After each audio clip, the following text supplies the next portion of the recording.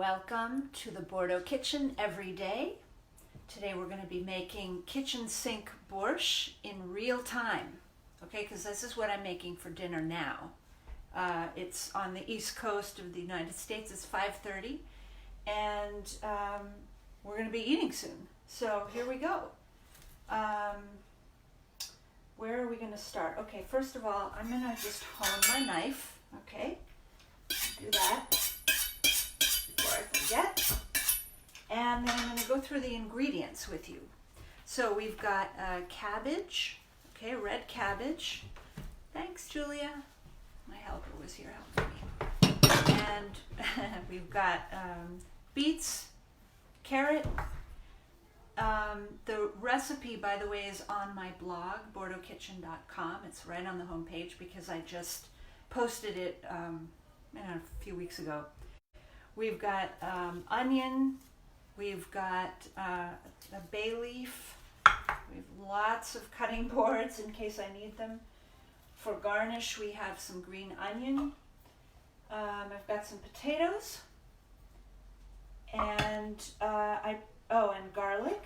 And we've got a marrow bone. We've got some duck fat left over from a magret de canard, which is duck breast. And yes, you can recuperate or collect the excess fat and use it for cooking. We've got our salts, we've got some diced tomatoes over here, salts, peppers, olive oil, water, knives, and I promised last time to show you oh hi Mike, check it out. Look at this, this is my boombox.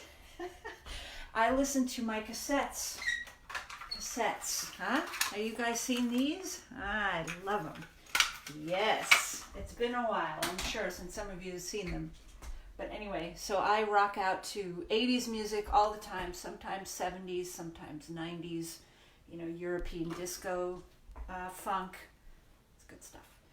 Okay, so maybe we'll do a disco Bordeaux kitchen cooking sometime. But for now, we'll get down to business because we got to eat. Okay, so I guess we start with the first thing, which is what we're going to need is garlic and onion. And Mike, I can see you're waving or something. Oh, hi.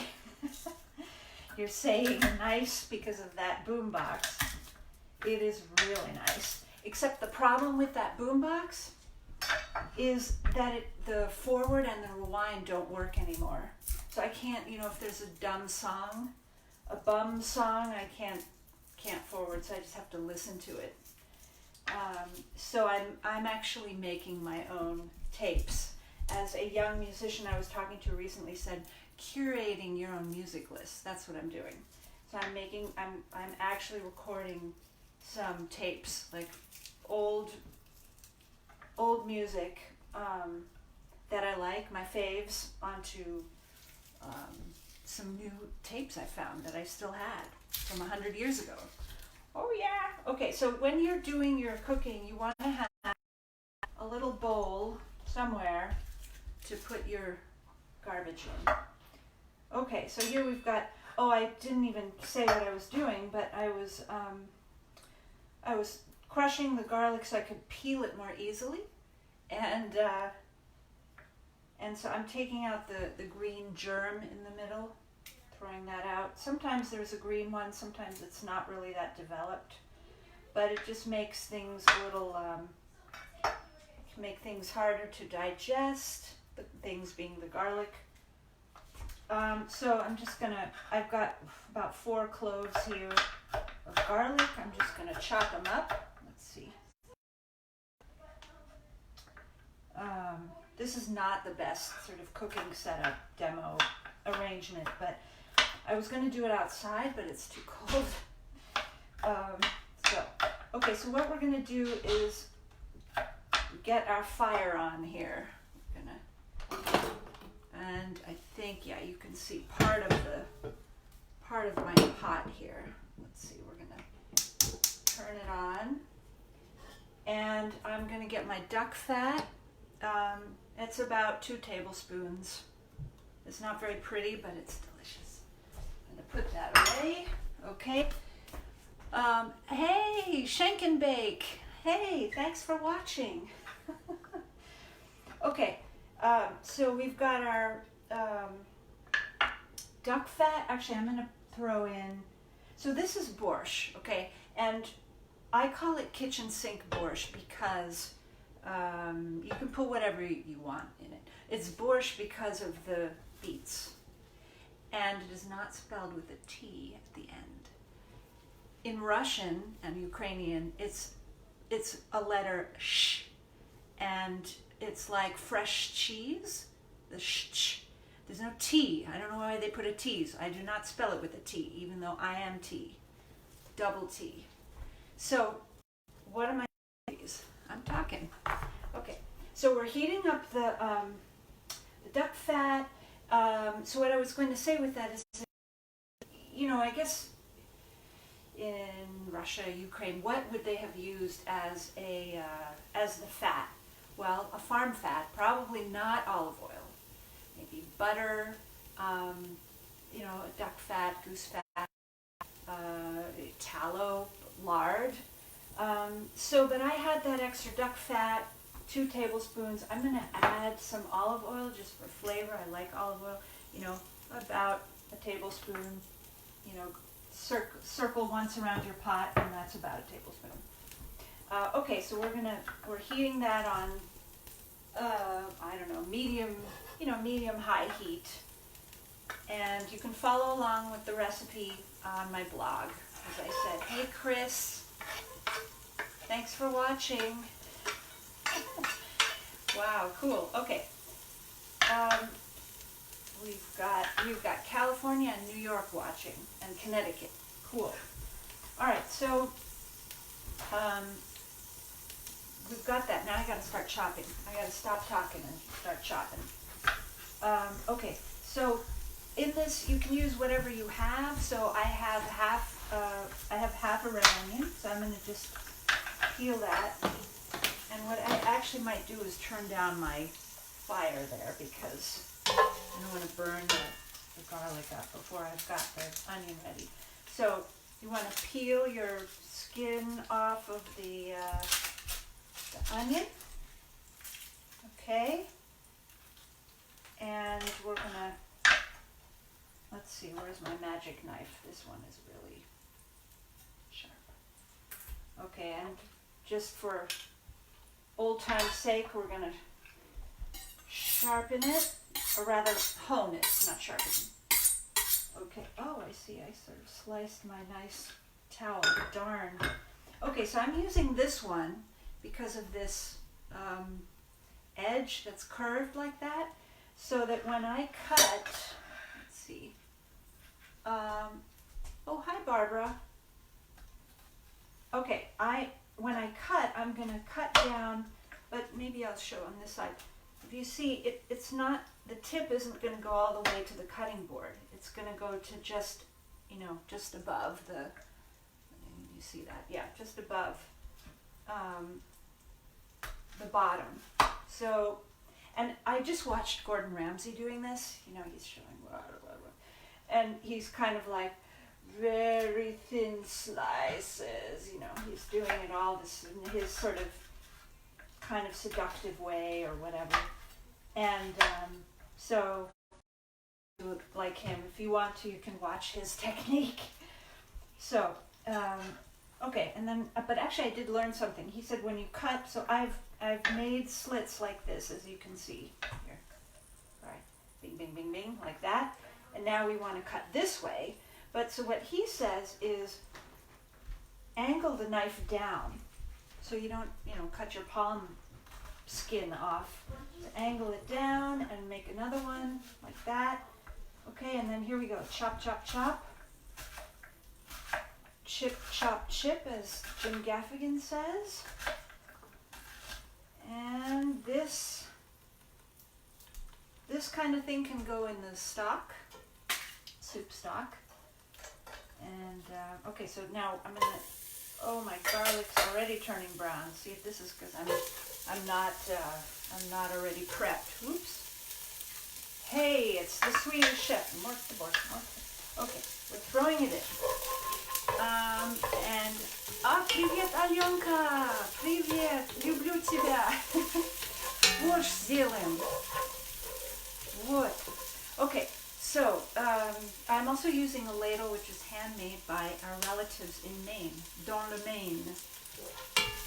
Very cool. A shout out to Manon and David and Regine. Okay, so I'm making a mess, which is fine. Now, I actually wanted my other cutting board for onion. This was my garlic. And why do I have different ones? Because I'm that way. Because garlic keeps the garlic taste and doesn't get it on other things. This keeps the onion taste. Okay, so you're going to take your onion. We're going to just use half, okay? And we're going to cut it lengthwise. And I do hope that I don't slip. It's kind of, whew. Should have gone to cordon bleu, shouldn't I have? All right, where are we? Here we are. So cut off the edge, peel it. I gotta hurry up here because my onions are kind of grilling in there. So also, if you have questions, oh, привет, Yulia. Wow, Moscow. Moscow is watching. Moskva. Отлично. Okay, so here we go. We're gonna do the Gordon Ramsay trick, except not as gracefully and whatever as he does. And then we're gonna angle down like that. Again, and I don't know if you can see this. It's sort of, anyway. I'm just gonna chop. So then you get some nice onion dice. Okay, in you go into the pot. Okay, so those guys are good. I'm going to stir them, let them brown. I'm going to turn up my heat again. Where's my little thing? Turn up the heat. Okay. Okay, what's next? Ah, the beef. Where's the beef? Where's the beef? Oh, it's in the fridge. Okay, so that's where I'm going. Oh, salut Nicolas. Justement, je cherche le bœuf. And it's packaged. Yeah. Wait a minute. We need scissors, so I was not entirely prepared, but hey, you know, I was working all day too. It's okay. You can cook with me. Just watch. So, I'm sorry it's in a package. I wish this were in parchment paper from the butcher shop, but it's not. Dang it. Ah. Quel dommage. And speaking of butcher shops, Nicolas, who is watching, I just visited his butcher shop in Paris in early March. Yeah, I squeezed a trip into France. It was awesome. So anyway, I'm glad I got there and got a little trip in and got to meet Nicolas and see friends, and oh my gosh, it was fantastic. Now we're all stuck at home, but that's all right. We'll get out again. So, what is the récupéré? Huh? Oh, what is the recipe? The recipe is Ukrainsky borsch. It's borsch. So I just put in about 2 pounds of ground beef, grass-fed. Okay, so if you can, try to get grass-fed because, well, that means the animal was raised on grass, and which is where it really should be raised. It's an herbivore, herb, grass, you know. So and it contributes to the soil regeneration, because if the herbivore is on the grass, it's eating the grass that was grown in the sun, and then it creates, poops out. It's basically, it's fertilizer, it's fertilizing the soil and giving back to the microbes in the soil. And I can't really explain it all while I'm cooking because I'm trying to move on with the recipe, but it's a wonderful thing to support pasture-raised animals. They're humanely treated. They're not in a CAFO, which is gosh, I can't even think of what the acronym is now. I can't think. Oh, concentrated animal feedlot. Thank you. So, and you don't want the animals coming from that. It's very stressful, of course. And what they eat can be full of GMOs and toxins. Pasture raised is, is, well, hopefully as with as few toxins in the fat, because the toxins go into the fat. That's where they stay. So when you have kind of industrially raised meat, it also concentrates all the toxins in the fat. This is kind of a high-fat ground beef. It's 15% fat, so 85% meat. And then, okay, anyway, I'm trying to read the comments at the same time. Okay, so I'm just stirring this, and you can kind of see it, yeah. So we did the, this little, I think my little burner is kind of too small. Oh, it's the tiniest one, that's why this is taking forever. But anyway, what you're gonna do is you're gonna let that brown. You've got onions, garlic, and ground beef. And I'm gonna put in a pinch, okay, so a pinch is 3 fingers. This is coarse sea salt. I'm gonna do, I like things salty, so I'm gonna do 3 big pinches of coarse salt. Sea salt, so it has all the minerals. It's not table salt, NaCl.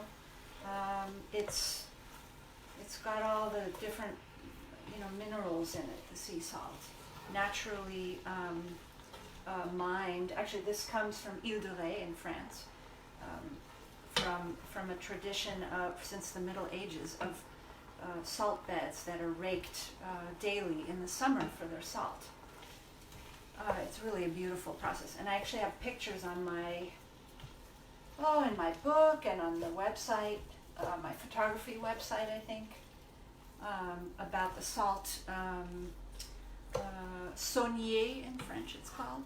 Okay, so what is the next thing? Okay, while we're letting this brown, we're gonna move some things over here. Okay, what's next? We're cooking together. Smells nice. Okay, well, basically all the other ingredients go in after this is brown, so let's get moving. We did that. Let's do our beets. Okay, so these guys have been, hanging around in the fridge for too long. Otherwise, normally you could use the fresh leaves, chop them up, saute them with some duck fat. But not these. These will just, they go to compost if you can do that. Okay, so now we're gonna move that. Okay, so I'm just cutting off the top, the tip. I don't really have a magical way of cutting beets, but I just cut it in half. I don't even know, maybe I'll cut it like this, so from top to bottom, and then in sort of a few slices like this. You see that? And then dice. it's sort of a similar concept to the onion. Okay. And you want to let your, this is not blood, this is just beet, but you want to let the knuckle of your fingers guide the knife. Actually, I'm going to let that brown a little more. Where do I put my ingredients? See, you need lots of bowls. We're going to use this bowl for now. Put this in here. Usually I'm not this messy and confined, but I only have this little corner here to work with. Okay, so we're going to top to bottom, just a little slice. Cut lengthwise and then do some little cubes, dicing. So I wish you could all join me. Oops, wait, not yet. I wish you could join me. You know what I'm going to do is maybe cover it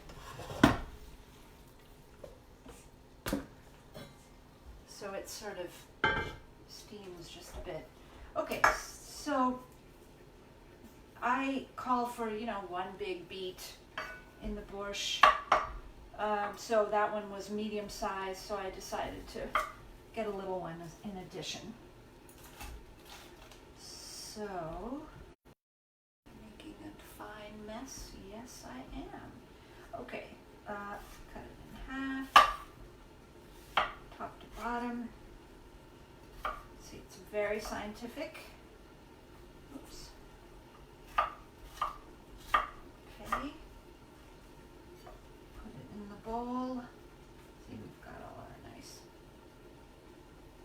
beet, svikla in Russian, and betterave in French, in case you're looking for it. Betterave. Okay. So again, I call this kitchen sink borscht because, if you had a turnip or, I don't know, whatever, just throw it in. I have some potatoes. We've got the beet, which is the main thing for the, we got the beet for the, borscht. It's not a borscht if there's no beet, no betterave. Okay, so this this red cabbage, I'm just going to peel off the outer layer. Just that one, I think. Maybe the next one too. And I'm going to just use it. If I use too much cabbage, it's going to be more like shi, and shi is it's a cabbage soup, and in Russian. And so we don't want shi, we want Borsch, and neither of those words have a T at the end. Okay? Good. All right. Because if they did, we'd have a problem. Okay, got it. So again, I just cut lengthwise and then little pieces like that. Okay, without trying not to, keeping the fingers out of the way. Gosh, I need another bowl. Put it on this plate. Okay. So what else do we have? We also have some potatoes. Oh, we've got the carrot too. I need to get a bowl.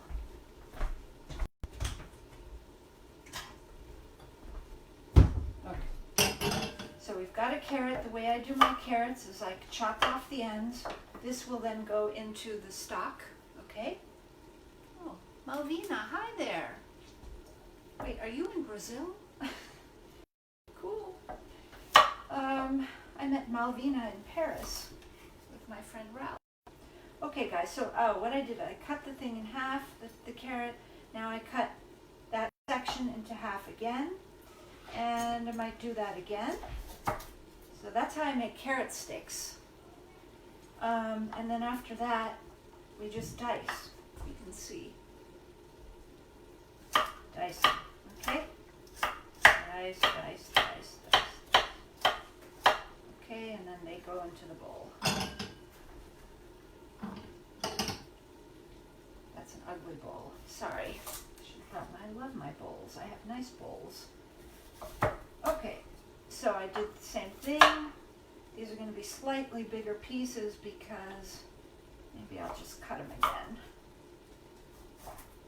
And then it won't be so huge. You don't want any one ingredient to be too large. You want them sort of small, bite size, even smaller than bite size. So they mix in nicely to the soup. Okay, so there you got your carrots. Okay, now we've got some. I'm just going to stir the pot a little bit. If you don't stir up that ground beef, it turns to big meatballs. So you have to kind of smush it into littler, smaller meatballs. Okay, so I'm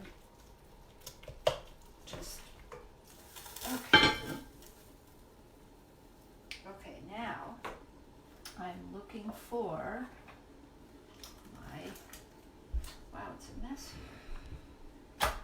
Mess in the kitchen, imagine that. Okay, so here we have, that's all gonna go into the stock. Okay, so actually I need another bowl. Let's see, another bowl. Okay, so what we're gonna do is we're gonna just peel out the eyes of the potatoes. I just, I don't actually peel the potatoes entirely because I think the skin is nice, adds to the flavor and probably the nutrient value. But so I'll just kind of scrape off the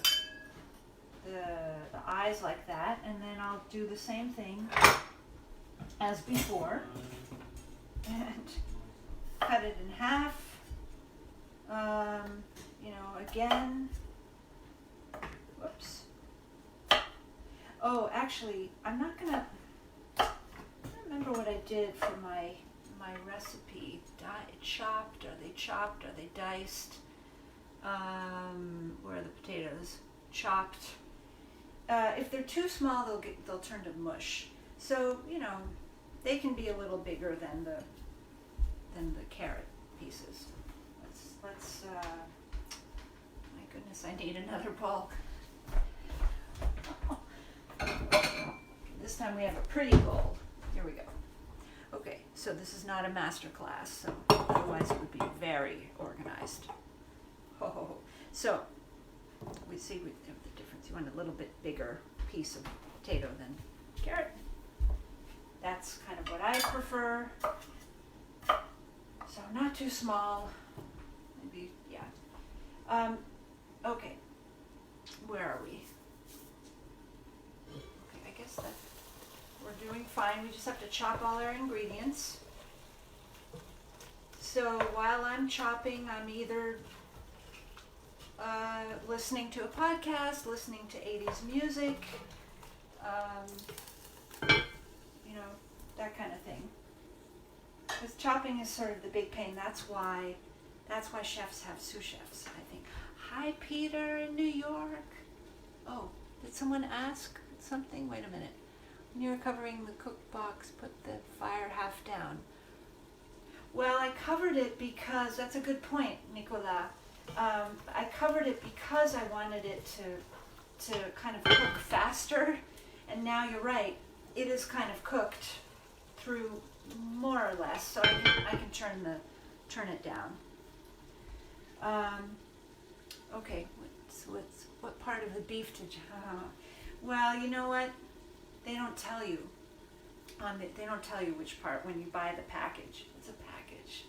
So, some sort of chuck, not obviously filet, but it doesn't say.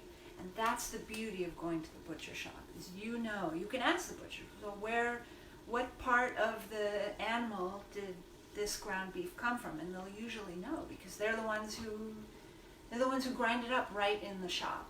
And that's the best. Of course, the advantage of having this sort of prepackaged ground beef is that it's, it lasts for a few days. I don't know what they do with it though. Who knows? But if it's airtight, sealed airtight, then it'll last, several days. Whereas from the butcher shop, you really have to use it that day or the next day. Okay, I'm cutting more of my potatoes here, and I keep hitting my spoons in the back. Okay, so I say, whatever, 6 small potatoes. I don't like to make my soups or meals too carb heavy if possible. I try to focus on the fat and the meat. So not too many potatoes. I've got some, veggies, but the beets and the carrots are kind of carby, so I really like to have a lot of meat in my borscht. And of course, it depends on how much meat you have, or people didn't always have a lot of meat to put into their soups. If any, sometimes.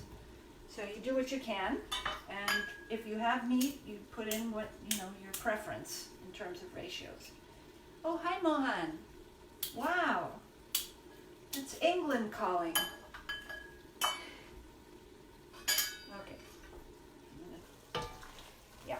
Okay, so anyway, we're going to put all these goodies in just a minute. Actually, while I'm cutting the last potatoes, we can put in our carrots. We can put in the cabbage.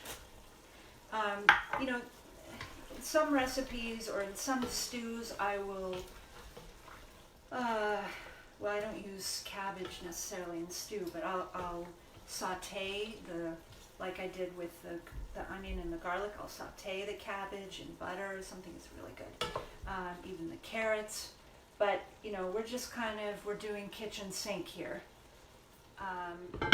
So I've got that on sort of medium-low, and we've got cabbage.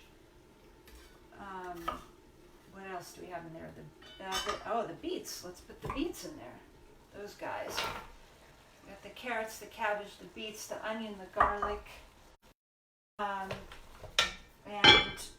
one more little potato.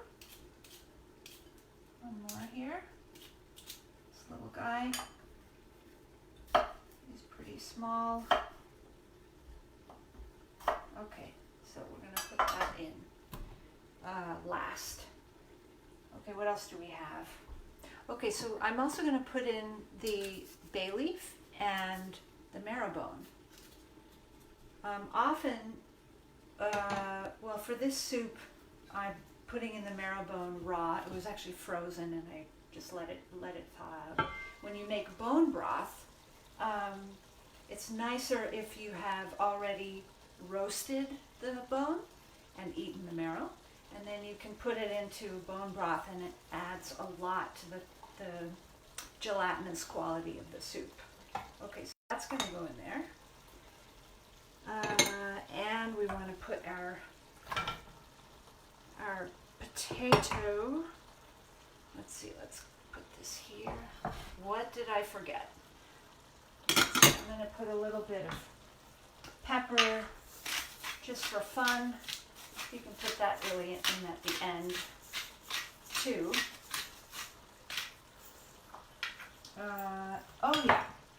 And some tomatoes, diced tomatoes. These are, 400 grams, 14 ounces. And, okay. Okay, Nicolas is giving me some pointers here. The potatoes are going to be done before the other ingredients. Bye, Nicolas, merci. He's right, I ignore it. Okay, so, so the potatoes, they cook kind of fast, and the beets cook kind of slow. They're really dense. but for the sake of, you know, just time, I'm throwing it all in there. And we're going to also put in, what did we miss here? The water. Okay, so basically what I want to do, so you can see less, right? We're going to put maybe 6 cups of water. I don't know, we'll see. 2, 4, and I'm glad I used this huge pot. 2, 4, and 5.5, maybe 6. Okay. Okay, I'm gonna turn up the heat to let it come to a boil. And while we're doing that, I'll cover it, just get all those goody ingredients in there. Sorry, I think sometimes it's cutting out. Okay, I'm gonna cover this and let that heat up. We're gonna bring it to a boil. And then I'm going to, just while we're waiting for that to happen, we're going to cut some green onion, if I have any space left. Okay, so I mostly clean the others off, but if you have kind of an older thing, you just pull that off. Okay. And also, I mean, I had already chopped the tips off here a little bit before, a few days ago, when I first bought these. You know, you have to make do with what you have, right? I'm going to just try to get the tips and get rid of those because they're dry and brown, and that's not pretty.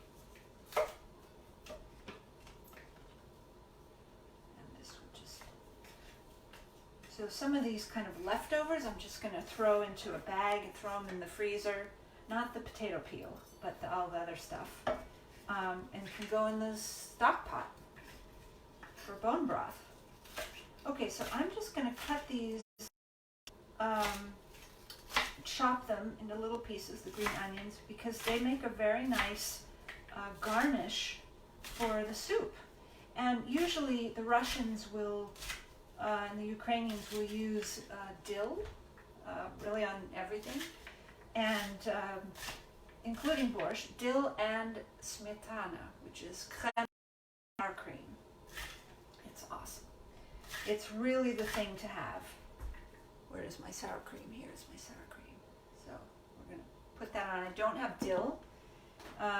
That's the advantage of having an herb garden. Because you can just pick what you need, but I have a few things, but not dill, unfortunately. Okay, so there we go. So this is going to be our, not go into the soup, into the borscht, but afterwards as a garnish. So I'll put that into a bowl eventually. Okay, so basically, you're going to wait for it to boil, the borscht, and then you can turn down the pot so it's just simmering and not full on boiling. Though if you're in a rush, just let it boil. Let it boil. We're kind of in a rush. It's already after 6 o'clock, so I'm going to let this thing, actually what I'm going to do is put it on the bigger burner because this could take all night otherwise. So let's pull this over. There we go. And we are going to eat this soon. Okay, so there you have your borscht. Let me just see if they're... what are you saying? Oh. Okay, thanks, Nicola. All right, so we're going to let this come to a boil, and you should be good in, well, I would test the potatoes. Hopefully the beets are small enough that they will have cooked through, but Nikolai is right. You know, the beets take longer because they're so dense, so you want those cooking earlier. and you can kind of put in the potatoes at the end. But because this is ground beef, it doesn't really need to, you know, cook and boil for a long time. So, so whenever the beets and the potatoes are done, you can eat it. So just serve it up in a bowl and top it with some sour cream and some, you know, dill if you have it, or the green onions, and you'll be good to go. Bon appetit and na zdrowie. Thanks for watching, guys. See you next time. Bye.